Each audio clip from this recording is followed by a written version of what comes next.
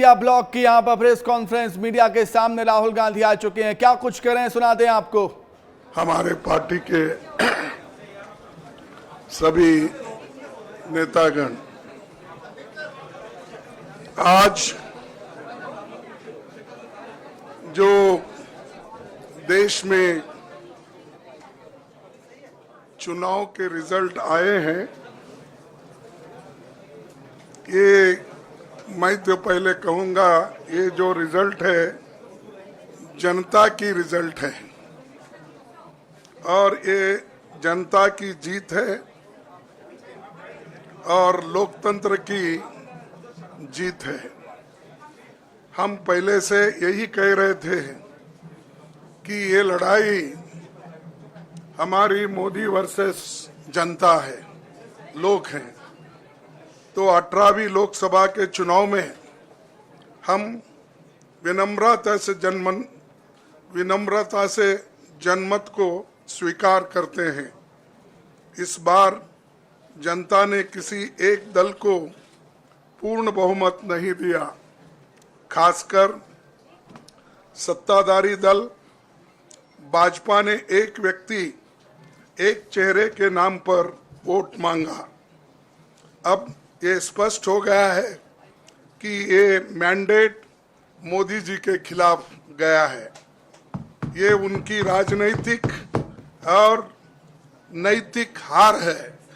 जो व्यक्ति बार बार अपने नाम से ही हर जगह वोट मांगते थे, उनकी ये बहुत बड़ी हार है और नैतिक दृष्टि से ये तो उनको बहुत बड़ा नुकसान हुआ है। आप जानते हैं कि कांग्रेस पार्टी और हमारे इंडिया गठबंधन से बहुत प्रतिकूल माहौल में चुनाव लड़ा। सरकारी मशीनरी ने कदम कदम पर अवरोध डाला, बैंक खाते सीज करने से लेकर तमाम नेताओं के खिलाफ अभियान चलाया। फिर भी शुरू से आखिर तक कांग्रेस पार्टी का कैंपेन सकारात्मक था, पॉजिटिव था। हमने महंगाई, बेरोजगारी, किसानों और मजदूरों की बदहाली और संविधान संस्थाओं का दुरुपयोग जैसे विषयों को केंद्रीय मुद्दा बनाकर हम जनता के सामने गए थे। इन मुद्दों पर बड़ी संख्या में लोग हमसे जुड़े, हमारा समर्थन किया। प्रधानमंत्री ने जिस तरह का कैंपेन किया वो इतिहास में लंबे समय तक याद रखा जाएगा। कांग्रेस के घोषणा पत्र के बारे में मोदी जी ने जो झूठ फैलाया, जनता ने उसे समझ लिया।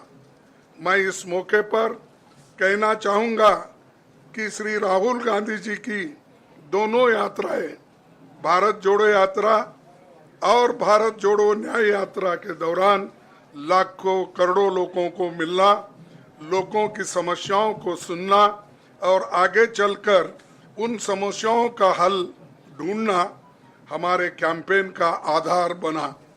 हमने इसी को 5 न्याय और 25 गारंटी का नाम दिया और इसी के आधार पर हमने गारंटी कार्ड बनाया।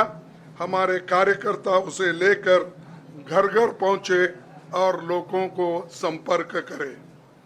इसके अलावा जो एक महत्वपूर्ण बात है वो भाजपा नेतृत्व की अहंकार की वजह से हुई। उन्होंने धीरे धीरे सारे संवैधानिक संस्थाओं के ऊपर गैर कानूनी तरीके से कब्जा करने की कोशिश की। फिर इनका उपयोग विरोधी दल के खिलाफ करने लगे। जो दब गया उसे दबा के अपने तरफ लिया, जो नहीं दबे उसकी पार्टी को तोड़ दिया, नहीं तो फिर जेल में डाल दिया। लोगों को ये विश्वास हो गया था कि मोदी जी को एक मौका और मिला तो अगला हमला संविधान पर सीधा होगा और लोकतंत्र पर होगा। इसीलिए लोगों को इसके प्रमाण नए संसद सत्र के साथ ही दिखेंगे। खुशी इस बात की है कि भाजपा इस षड्यंत्र में अब सफल नहीं हो पाएगी। मैं इस अवसर पर सीपीपी चेयरपर्सन श्रीमती सोनिया गांधी जी, हमारे लोकप्रिय नेता राहुल गांधी जी, प्रियंका गांधी जी का विशेष मैं धन्यवाद करना चाहता हूं।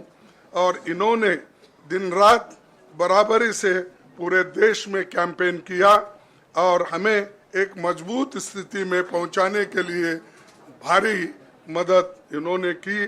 और मैं ये कहूँगा कि इनके वजह से हमको बहुत बड़ा प्रोत्साहन देश में मिला और आज ये स्थिति जो बनी है उनके वजह से बनी। और हमारे करोड़ों कार्यकर्ता जो है देश में, उन्होंने भी हमारा साथ दिया, इसीलिए मैं बहुत बहुत उनको धन्यवाद देता हूं। आखिर मैं इंडिया गठबंधन के अपने सभी साथियों और शुभचिंतकों का धन्यवाद करता हूं। सभी एक साथ मिलकर एक स्वर में रहे, सभी ने मिलकर प्रचार किया और एक दूसरे की मदद की। हमारे हजारों लाखों कार्यकर्ताओं ने अच्छे तालमेल के साथ काम किया। आप सभी का धन्यवाद। अभी हमारी लड़ाई अंजाम तक नहीं पहुंची है। हम सबको आने वाले दिनों में इसी तरह लोगों के अधिकारों के लिए, संविधान की रक्षा के लिए, लोकतंत्र के बचाव के लिए, देश की तरक्की के लिए, सीमाओं पर सुरक्षा के लिए लड़ते रहना चाहेंगे।